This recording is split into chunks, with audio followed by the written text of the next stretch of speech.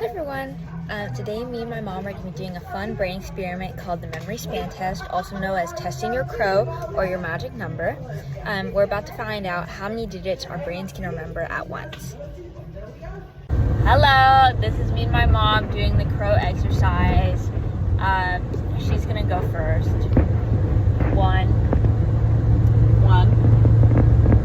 5, 6,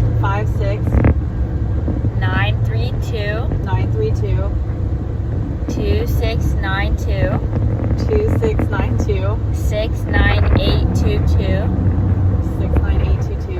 6, 7, 1, 2, 9, 5, 0, 8, 6, 2, 4, 1, 3, 4. Nope. Okay, so my mom's crow number was 6. Okay, now my mom is gonna test me. Okay, ready? 1, 5, 6, 5, 6, 9, 3, 2, 9, 3, 2, 2, 6, 9, 2, 2, 6, 9, 2, 6, 9, 8, 2, 2, 6, 9, 8, 2, 2, 6, 7, 1, 2, 9, 5. 6, 7. I don't remember. That's it. Okay, what number is it? It's the 6-digit one. Okay, yeah. So my crow number is 6. Now that we've done the test, it's time to talk about the significance of crow. So crow is your mental limit, the number of individual items you can hold in your focus at one time. Just like crows in the famous experiments that could only track 3 objects before losing count, our brains have a limit too.